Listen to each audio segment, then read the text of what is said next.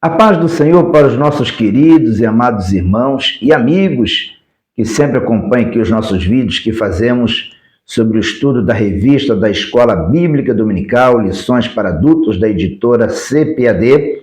Estamos estudando aí o terceiro trimestre deste ano de 2024. Nesse terceiro trimestre, nós já estamos aí avançando para a sexta lição, e estamos estudando aí uma série de lições onde temos aprendido sobre dois livros históricos muito importantes que têm algo em comum entre eles, né? São livros que têm um título com nomes de mulheres, Ruth e Esté. Nós já aprendemos aí nas 5 primeiras lições desse trimestre, aprendemos sobre o livro de Ruth. Aprendemos muita coisa boa relacionada à história do livro de Ruth, né? Sobre a própria Ruth, e tivemos ali importantes informações nesse estudo, onde descobrimos a importância da história de Ruth para o povo de Israel, e também aprendemos o quanto foi importante a história de Ruth para nós, a Igreja do Senhor Jesus. E agora, nesta lição de número 6, nós vamos nos desprender da história de Ruth, encerramos o estudo sobre o livro de Ruth e vamos entrar agora no livro de Esté, que é o segundo livro histórico que estamos estudando nesse trimestre. O livro de Esté é um livro maior do que o livro de Ruth. Nós já tivemos uma preliminar falando sobre o livro de Esté na primeira lição, né? E agora nós vamos ter, nessa sexta lição, uma introdução mais ampla deste livro, onde Esté é apresentada como uma personagem principal que foi usada por Deus para guardar o povo de Judá, o povo judeu, em um momento muito delicado que o povo estava enfrentando ali no cativeiro, ainda no cativeiro, né? O livro de Esté é um livro que retrata esse momento delicado, mas que é um livro importante por retratar também o cuidado de Deus sobre o povo judeu. O livro de Ruth é um livro que nos marca pelo cuidado de Deus em relação a uma família, né? E através desta família, Deus desenvolveu todo o seu projeto de salvação para a humanidade, né? Porque através da linhagem de Ruth veio Jesus. E Esté é um livro importante porque nos apresenta também o cuidado de Deus, agora não só para uma família, mas para toda uma nação, o cuidado de Deus para com o povo judeu. E Deus usou esta mulher chamada Esté. Ela foi um instrumento de Deus para trazer um grande livramento ao povo judeu. E por que é importante estudar essa história? Porque estudando esse livro, nós podemos ver o cuidado de Deus para com uma nação inteira, né? Um cuidado de Deus para com um povo inteiro, nesse caso o povo judeu, e podemos ver aqui a mão de Deus protegendo e guardando essa nação, ainda que nos tempos de Esté a grande maioria estava lá sob os domínios do Império Persa, né? Anteriormente domínio do Império Babilônico, agora o Império Babilônico já não existia, e o império dominante do mundo era o Império Persa, e os judeus estavam ali, ainda que dominados politicamente pelo Império Medo-Persa, mas estavam vivenciando, experimentando o cuidado de Deus, porque Deus tinha e tem um plano, uma promessa para se cumprir na história desta nação. Então, o livro de Esté é um livro muito importante para nos fazer compreender o quanto o nosso Deus ele é maravilhoso, o quanto o nosso Deus ele é poderoso. É importante para nos mostrar o quanto que o nosso Deus ele se preocupa né, no sentido de que ele olha por aqueles que são seus e cuida, e guarda, e livra, e dá uma saída para os problemas, ele dá solução para os problemas. É isso que a gente vê aqui no livro de Esther. Deus abrindo portas, Deus dando livramentos para toda a nação. Bom, a lição é a lição que vai ser estudada nesse dia 11 de agosto de 2024. Como eu já disse, sexta lição. O título desta lição é O Livro de Esther. É uma introdução. O livro de Esther tem 10 capítulos, 260 versículos. Traz para nós uma história que ocorreu exatamente em um momento em que o povo judeu estava sendo ameaçado. Foi arquitetado, foi criado um plano para a destruição de toda a nação judaica que estava em cativeiro, e Deus concedeu um grande livramento. Bom, a nossa verdade prática traz para nós o versículo que nós podemos chamar de versículo-chave de todo o livro de Esther. O versículo que nós temos aqui, Esther capítulo 4, versículo 14, é um versículo importantíssimo dentro da narração histórica do livro. Porque esse versículo aqui mostra exatamente um momento crucial. Esther, ela foi aconselhada pelo seu primo Mardoqueu, que fez o papel de pai, criando ela, adotando ela. E nesse versículo aqui nós encontramos Mardoqueu dando um importante conselho para Esther, que foi, por sua vez, um conselho extremamente crucial, porque Esther acatou esse conselho e tomou a decisão acertada, que foi interceder pelo seu povo perante o rei, o imperador, o rei Assuero. E Deus usou essa mulher, que teve um ato de coragem, um ato de ousadia, mas que foi perfeitamente atendida, e Deus a honrou de uma forma muito especial.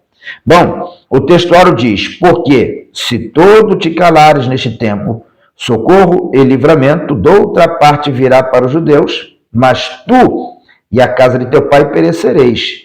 E quem sabe para tal tempo como este chegaste a este reino. Deus estava usando Mardoqueu para trazer aqui a Esther um aconselhamento que, uma vez Esther atendendo, ela se tornaria um canal, um instrumento de Deus para livrar o seu povo.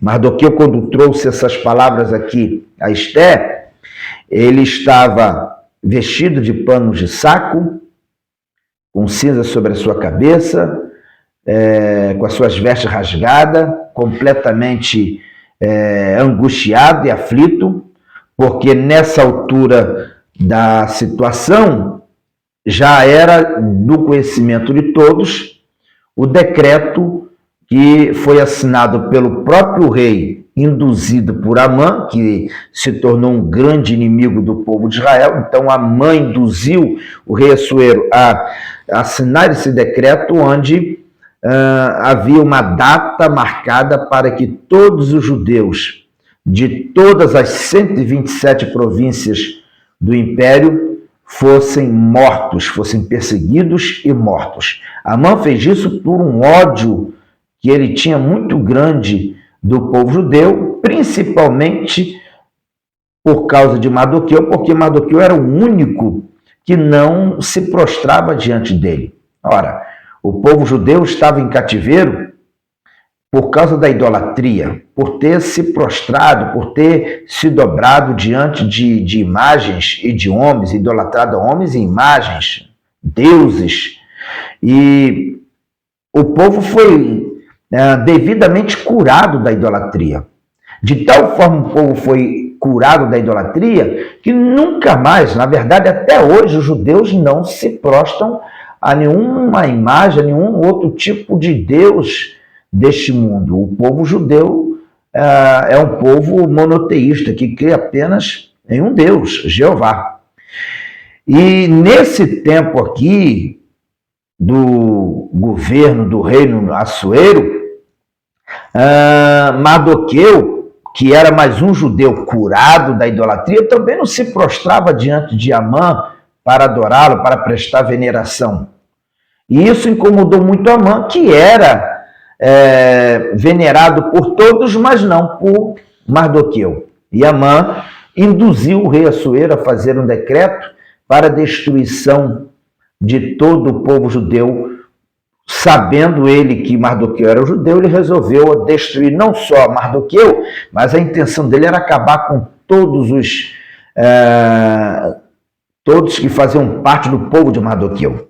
E aí entra esse momento que, uma vez que essa informação chegou a Mardoqueu, que já estava assinado o decreto para a morte e destruição de todos os judeus, Mardoqueu foi para a porta do palácio do rei e se colocou ali, com vestes de luto, para fazer conhecido, principalmente a rainha Esté, o que estava acontecendo. A rainha Esté, ao tomar conhecimento da situação, procurou saber do próprio Mardoqueu o que estava acontecendo, e Mardoqueu teve a oportunidade de dizer para ela que toda a nação judaica estava correndo perigo por conta do levante, por conta da situação armada por Amã. E aqui entra, nesse texto aqui, um apelo feito por Mardoqueu. Porque quando Mardoqueu transmite para Esté o que estava acontecendo, ela disse que ela não tinha como ir até o rei, porque dentro daqueles 30 dias ela não foi chamada para se apresentar ao rei. E se apresentar ao rei sem a ordem dele, sem ser chamada por ele, era um risco muito grande. O rei poderia simplesmente ordenar a morte dessa pessoa. Imagine se pegasse o rei mal-humorado, se pegasse o rei com muitas ocupações, com a cabeça quente. Então era um risco se apresentar diante do rei sem ser chamado. E Esté apresentou essa realidade para Mardoqueu, e Mardoqueu entra com esse versículo 14 aqui dizendo: olha, se de todo te calares nesse tempo, quer dizer, o povo está sendo ameaçado, o povo está com data marcada para ser destruído por causa da raiva, do ódio de Amã. Se de todo te calares nesse tempo, ou seja, se você estiver na condição de rainha, não se impor, aí o que ele diz? Socorro e livramento de outra parte virá para os judeus. Deus vai providenciar um livramento, mas tu e a tua casa, a casa de teu pai, perecereis. Ou seja, o que Mardoqueu está dizendo aqui? Olha, o povo está passando por um momento difícil, estamos ameaçados de serem destruídos, você faz parte desse povo, mas você é rainha. Você pode fazer alguma coisa, mas se você se calar, Deus vai dar outro livramento, Deus vai providenciar outro meio, Deus vai arrumar uma forma de resolver a situação, Deus vai arrumar um jeito de nos livrar, porque Deus tem livramentos para o seu povo, mas você será cobrada, a sua família perecerá. Foi o que Mardoqueu falou para ela. E aí Mardoqueu termina suas palavras no versículo 14 de uma forma magnífica, onde ele diz assim: quem sabe para tal tempo como este chegaste a este reino? Quem sabe não foi para isso que Deus te colocou aí? Quem sabe não foi com esse propósito que Deus te permitiu ser rainha? Isso me faz entender, ao contrário às vezes de alguns crentes que radicalizam muito a questão política, mas isso me faz entender que Deus usa pessoas nos poderes políticos para, de alguma forma, abençoar o seu povo também. Deus usa os poderes políticos para abençoar. Ele usa pessoas. Esté, ela havia sido eleita pelo próprio rei como rainha. E para quê? Com qual propósito? Qual objetivo? Por qual razão Esté foi escolhida? Mardoqueu deixa bem claro aqui nesse texto que Esté foi escolhida com esse propósito, para que nesse dia, nessa hora, nesse momento difícil do povo, ela pudesse servir como um canal de bênçãos, como um meio, um livramento para o povo. Me faz compreender aqui que Deus usa também os poderes, Deus usa também as autoridades para abençoar o seu povo, para abençoar os seus. Está aqui, muito claro isso, né? A intervenção divina foi através de Esté. Na verdade prática, nós temos a seguinte declaração: a perfeita vontade de Deus é nos guiar por caminhos que levem ao cumprimento de seus propósitos, né, de seus eternos propósitos. A perfeita vontade de Deus é nos guiar por caminhos que nos levem ao cumprimento de seus eternos propósitos. Deus, ele usa pessoas, ele levanta pessoas para servir como um canal de bênçãos, para servir aos seus propósitos. E é muito bom quando a gente compreende a vontade de Deus na nossa vida, quando a gente compreende os propósitos de Deus para a nossa vida. É muito importante, é muito bom quando o servo de Deus, a serva de Deus, entende a direção de Deus e procura trilhar pela direção de Deus, procurando fazer a vontade de Deus, deixando que Deus o guie e faça dele ou dela um canal de bênçãos para que seja abençoador de vidas. Nesse caso aqui nós temos Esté, uma mulher que foi colocada na condição de rainha, mas com um propósito. Deus tinha um plano, Deus tinha um projeto, Deus tinha algo a fazer através desta menina, órfã de pai e mãe, que teve um início de vida terrível, traumático, ainda muito nova, perdeu seu pai e sua mãe. Tinha tudo para ser uma menina anônima, traumatizada, cheia de complexos.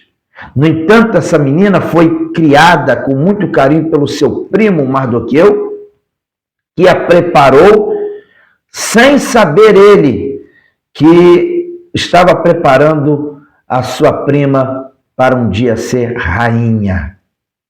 Quando Esté passou por aquelas provas, né? Onde o rei a contemplou, quando o rei, tendo contato com Esté, se encantou por ela, Assuero se encantou por uma menina que havia sido preparada pelo seu primo, uma menina que Deus tinha um plano, um projeto, um propósito a desenvolver através dela. Precisamos todos os dias refletir sobre os propósitos de Deus na nossa vida. Precisamos todos os dias pensar até onde nós estamos, de fato, prontos a fazer parte dos propósitos de Deus, a fazer parte dos planos de Deus. Até onde nós estamos dispostos a se enquadrar dentro da vontade, do querer de Deus, para sermos instrumentos dele. Esté, ela alcançou essa condição e se tornou uma importante rainha defensora do seu povo. Bom, Esté capítulo 1, versículo 1 até o 9, é o texto bíblico aqui que temos na leitura bíblica em classe. O texto diz assim: e sucedeu nos dias de Assuero, este é aquele Assuero que reinou desde a Índia até a Etiópia sobre 127 províncias. Naqueles dias, assentando-se o rei Assuero sobre o trono do seu reino, que está na fortaleza de Suzã, no terceiro ano de seu reinado, fez um convite a todos os seus príncipes e servos, o poder da Pérsia e Média e os maiores senhores das províncias estavam perante ele, para mostrar as riquezas da glória do seu reino e o esplendor da sua excelente grandeza, por muitos dias, a saber, 180 dias. E acabados aqueles dias, fez o rei um convite a todo o povo que se achou na fortaleza de Suzã, desde o maior até o menor, por 7 dias, no pátio do jardim do Palácio Real. As tapeçarias eram de pano branco, verde e azul celeste, pendentes de cordões de linho fino e púrpura, e argolas de prata e colunas de mármore. Os leitos eram de ouro e de prata sobre um pavimento de pórfiro e de mármore e de alabastro e de pedras preciosas, e dava-se de beber em vasos de ouro, e os vasos eram diferentes uns dos outros, e havia muito vinho real, segundo o estado do rei. E o bebê era, por lei, feito sem que ninguém forçasse a outro, porque assim o tinha ordenado o rei expressamente a todos os grandes da sua casa que fizessem conforme a vontade de cada um. Aí o versículo 9 termina dizendo: também a rainha Vaste fez o banquete para as mulheres da casa real do rei Assuero. Vocês vejam que esse texto que nós lemos aqui é um texto inicial do livro de Esther, capítulo 1, versículo 1 em diante, narra uma grande festa, um grande evento que o rei Assuero fez na fortaleza de Suzã, que era a capital de todo o seu império, e nessa festa ele convocou todos os grandes, importantes homens do seu governo, os governadores das 127 províncias, ele trouxe todas as suas autoridades e fizeram uma grande festa que, segundo o próprio texto aqui, alcançou 180 dias. E vocês vejam pelo texto que nós lemos aqui, nos versículos 5, 6, 7, 8, que foi investido aqui muito luxo na festa. Muito luxo, se gastou muito. A festa era uma festa especial, uma festa que a gente poderia chamar de festa de arrombo, uma festa extraordinária, impactante, muita comida, muita bebida, muita dança, muita musicalidade. E olha o detalhe das coisas. A rainha Vaste, não era Esté ainda, a rainha Vaste, a rainha do rei, também fez uma festa e ela recebeu na sua festa as mulheres de todos esses homens importantes. E a festa corria bem, até que o rei, já certamente tomado pela euforia, muita bebida, resolveu convocar a rainha Vaste para se apresentar diante de todas as suas autoridades. O rei, movido pela sua vaidade, pelo seu exibicionismo, queria apresentar a sua rainha para que todos pudessem ver e contemplar a beleza da sua rainha. A rainha Vaste não aceitou a proposta. A rainha Vaste rejeitou o convite. Ela se sentiu de alguma forma constrangida com esse convite. Esse foi o detalhe. Para que a rainha Vaste fosse rejeitada como rainha a partir de então, porque uma vez que ela rejeitou o convite do grande rei, do imperador, que era o seu esposo, ela criou um problema muito sério. Porque como é que ficava agora o rei, a sua condição moral, se ele dá uma ordem para a rainha e a rainha não atende? Como é que ele ficava agora? Como é que o rei iria ter moral para conduzir o seu reino se a própria rainha lhe negava favores ou uma ordem? Ela acabou deixando o rei numa situação muito embaraçosa. E foi justamente por causa dessa situação embaraçosa, esse ato de desobediência da rainha, que fez com que os conselheiros do rei se aproximassem dele e aconselhassem ele: olha, o senhor tem que tirar essa mulher da condição de rainha, o senhor precisa excluir ela da condição de rainha, porque se ela não te ouviu e se o senhor não tomar uma posição, ninguém vai te ouvir mais nesse reino. E as mulheres das autoridades que estão aqui também não ouvirão mais o seu marido. Então o senhor precisa tomar uma medida exemplar. uma medida disciplinar. E o resultado disso é que o rei Assuero resolveu retirar a condição de rainha da Vashti. E Vashti deixou de ser rainha e o rei agora não tem mais uma rainha para ocupar, né, esse posto, essa posição. Foi depois de alguns anos que o rei Assuero, diz a tradição que ele veio de uma derrota muito grande numa batalha contra os gregos, e depois dessa batalha ele é aconselhado pelos seus conselheiros a procurar uma rainha para se consolar, né, para se confortar. E aí foi onde o rei Assuero resolveu promover um verdadeiro desfile de mulheres do seu reino, bem selecionadas, para que ele pudesse escolher dentre elas aquela que seria a sua nova rainha. E Esté caiu na graça do rei. Eu aconselho vocês a lerem os 10 capítulos do livro de Esté, para que vocês compreendam com mais detalhes esse livro. Vocês fazendo a leitura geral do livro, vocês vão ter uma noção panorâmica do livro e vão conseguir compreender com mais facilidade ainda cada uma dessas lições que nós vamos estudar ao longo, né, dessa revista. Ainda vamos estudar pontualmente esse livro de Esté, e vocês vão aprender com mais detalhes ainda cada uma dessas situações aí que eu já apresentei e outras situações aí no livro, narradas no livro, que vocês vão conhecer também com muitos detalhes. Bom, eu quero aconselhar aqui aos meus irmãos a dar um pouquinho mais de atenção aos comentários dessa revista, porque os comentários que nós temos aqui nessa lição de hoje, a lição 6, os comentários são muito importantes porque nós estamos numa lição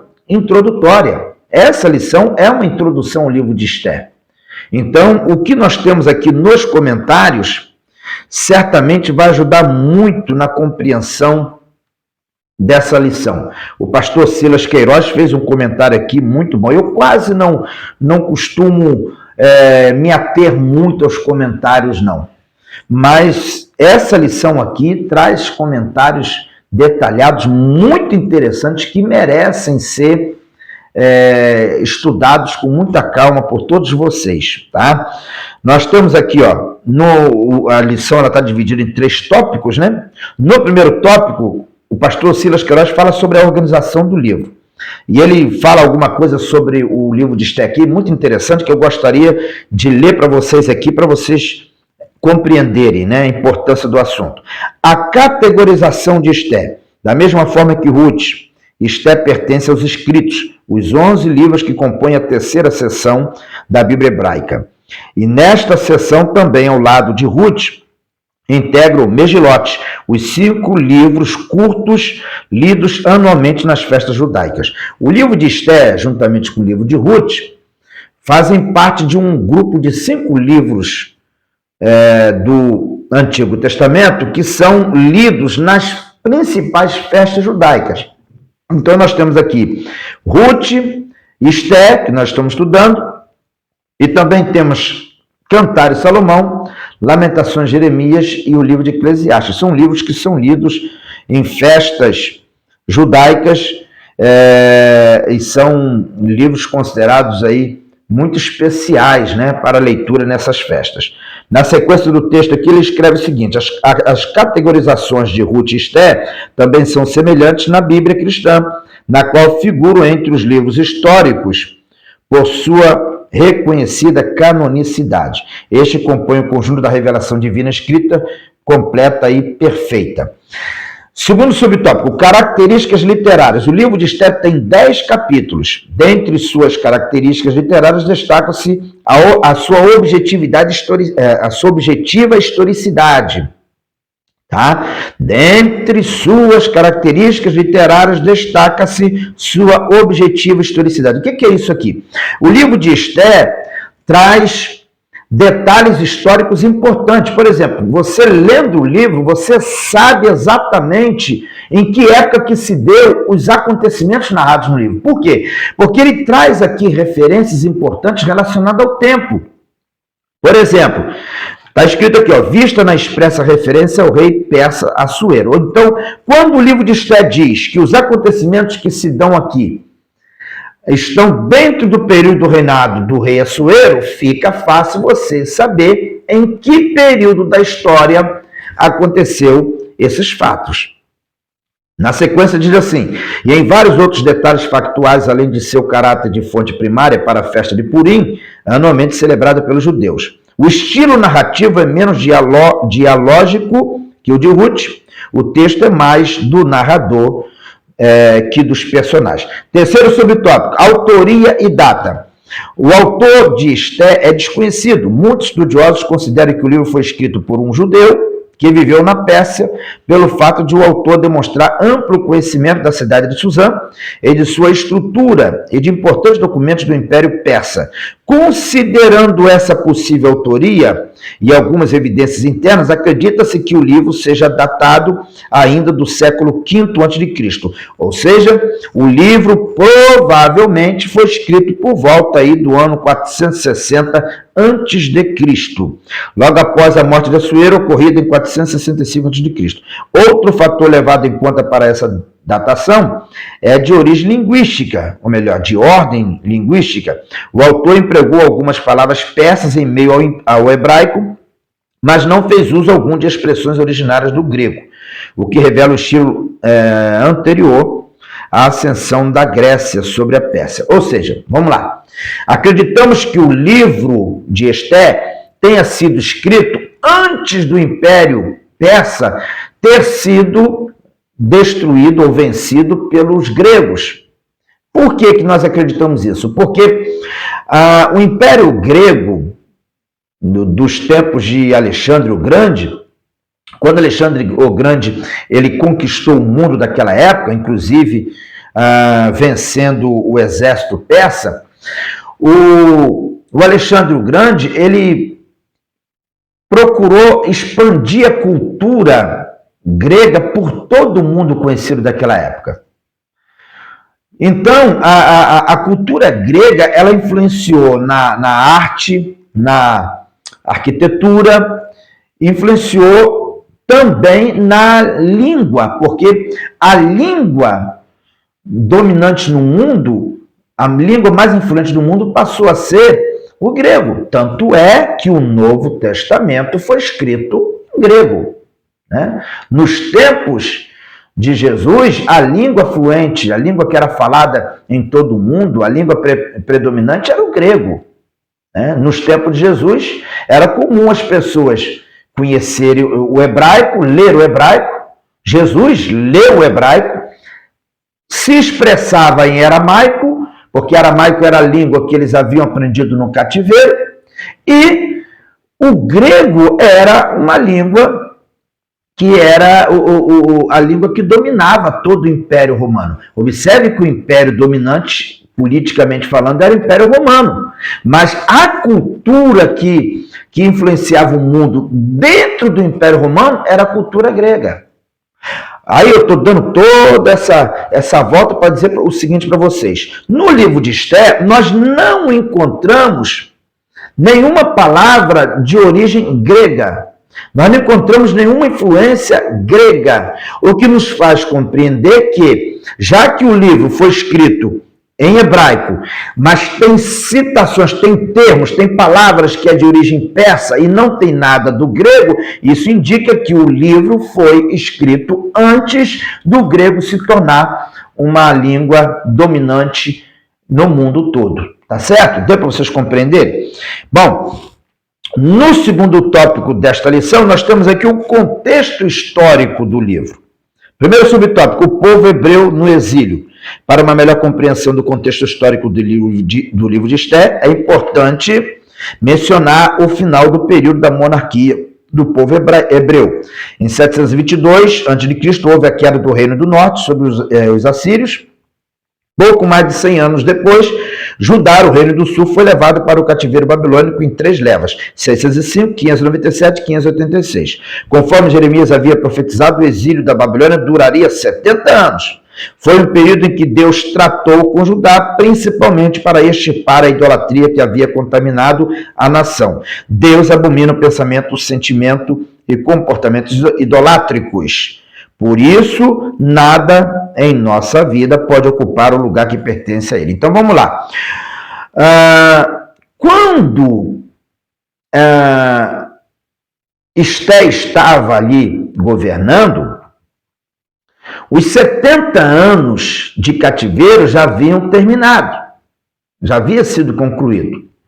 Antes de Assuero, o rei Ciro havia governado sobre o Império Medo-Persa, e foi Ciro quem assinou o primeiro decreto liberando os judeus para retornar para sua terra. Tinha cerca de 1 milhão, pelo menos 1 milhão de judeus que estavam vivendo lá naquela região, né? Foram dominados pelo Império Babilônico e agora já estavam sob o domínio do Império Medo-Persa. Havia ali cerca de 1 milhão de judeus que estavam nesse período ali, 70 anos. Ou seja, aqueles que foram levados para o cativeiro, nessas 3 levas, 605, 597 e 586, já haviam morrido. Aqueles que haviam sido levados já haviam morrido, na sua grande maioria. Surgiu dentro do cativeiro uma nova geração de judeus.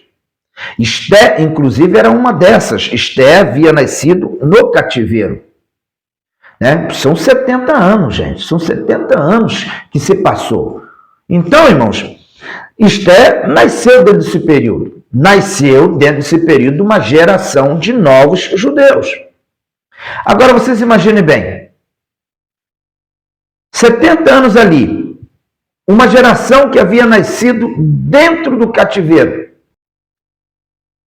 Estamos falando de uma geração que cresceu sendo influenciada pela cultura persa, cultura babilônica e também a cultura persa. Estamos falando de uma geração que construiu famílias ali, que se estruturaram financeiramente, se estruturaram dentro das condições da sociedade. Então, imagine a dificuldade que essas pessoas tiveram para tomar a decisão de retornar para a Terra Prometida, sendo que a Terra Prometida estava completamente devastada.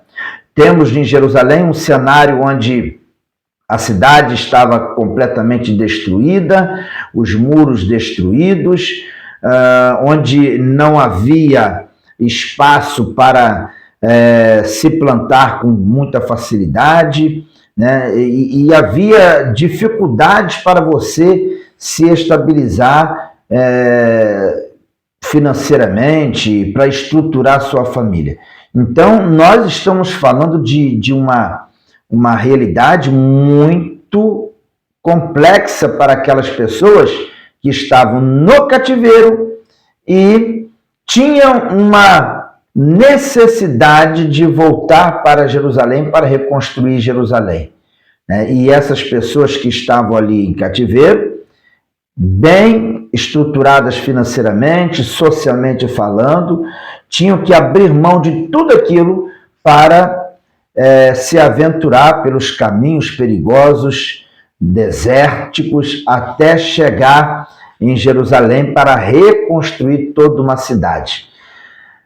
Vocês imaginem a dificuldade que foi para que essa geração entendesse a importância de tomar esta decisão, né? Mas esse povo que estava ali nos dias de Esté, esse povo que estava ali no Império Persa, fazia parte desse tempo e era um povo que tinha dificuldade de tomar essa decisão.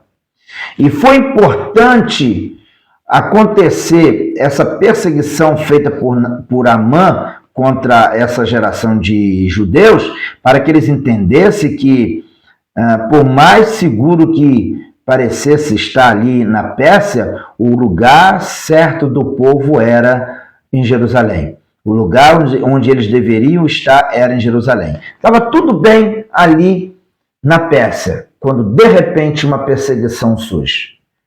E isso foi para que o povo entendesse que o lugar deles não era ali, o lugar deles era em Jerusalém.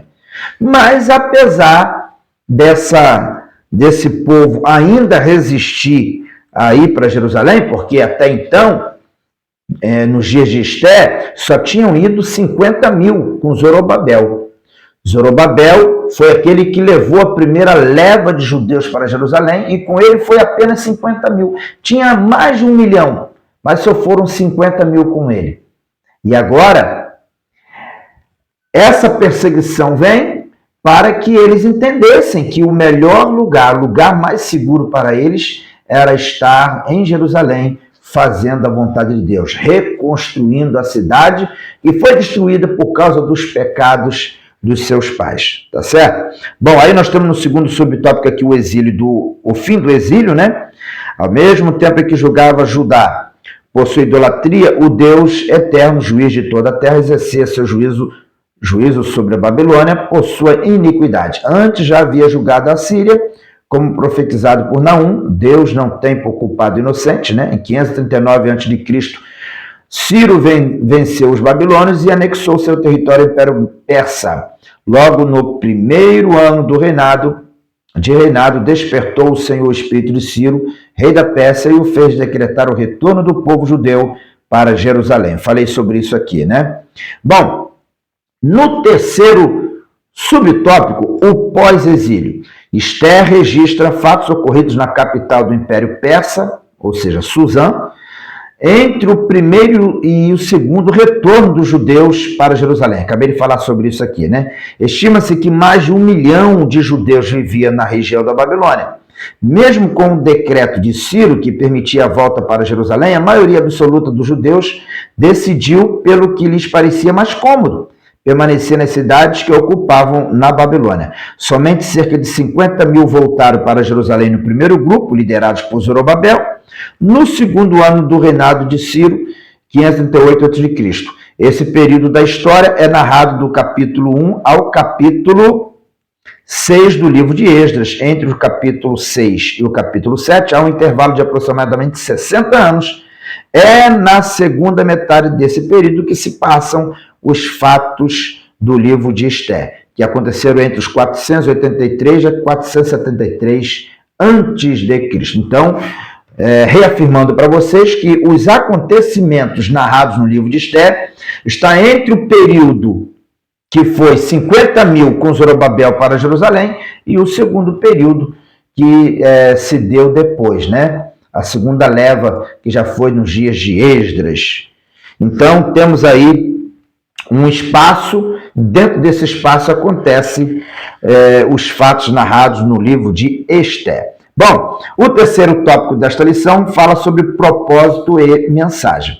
Número 1, a providência divina. O principal propósito do livro de Esté é registrar o cuidado providencial de Deus com seu povo, a despeito de suas escolhas fora do seu propósito.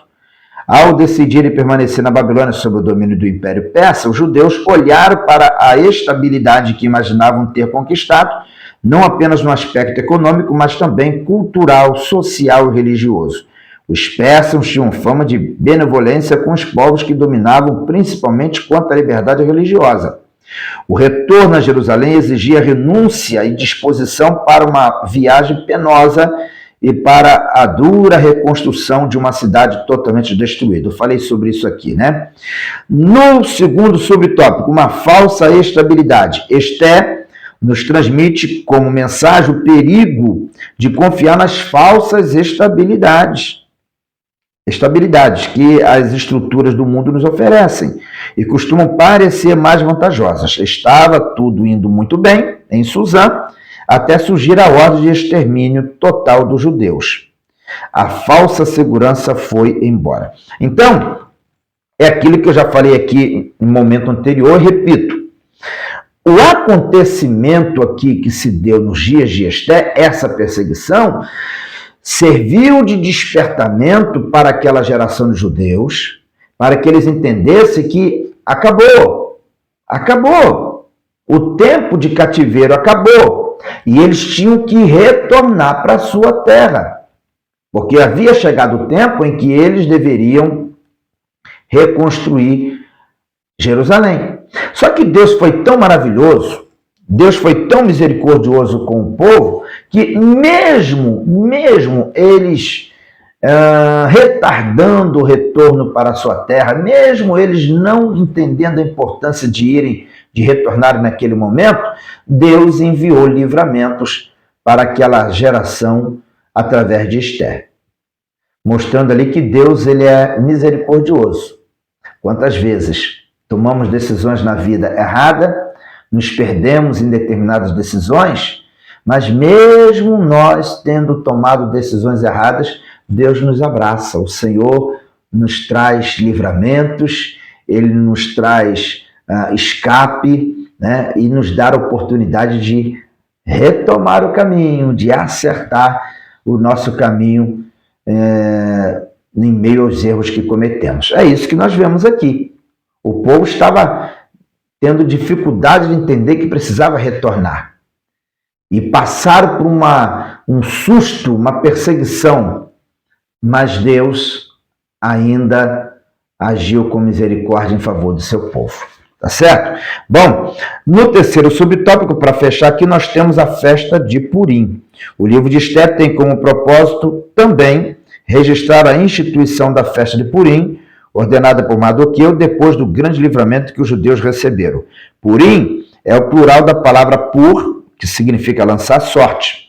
Conforme Esther capítulo 3, versículo 7, Amã lançou sorte para fixar o dia da morte dos judeus. A festa comemora a frustração desse nefasto plano diante da providencial ação divina para a libertação do seu povo. A soberania de Deus não encontra limite. Ele age em qualquer época ou lugar para cumprir seus propósitos. Bom, a conclusão do livro é: o livro de Esther nos lembra de que vivemos neste mundo, mas não devemos confiar em suas estruturas.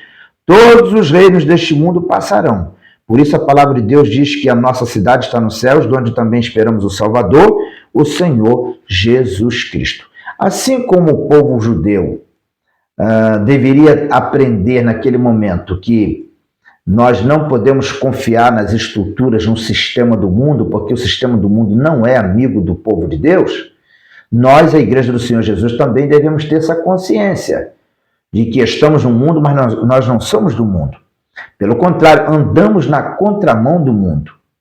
Se o mundo se tornar amiga da Igreja, se o mundo se tornar amigo do povo de Deus, alguma coisa errada está acontecendo. Porque a Igreja ela vive na contramão do mundo. E o normal é que a Igreja sempre bata de frente com o mundo, porque os interesses do mundo são muito diferentes da Igreja, do povo de Deus. Portanto, nós não devemos depositar nossa confiança nas estruturas do mundo, não devemos depositar nossa confiança nas ofertas do mundo, mas devemos depositar nossa confiança unicamente no Senhor. Devemos confiar integralmente no Senhor.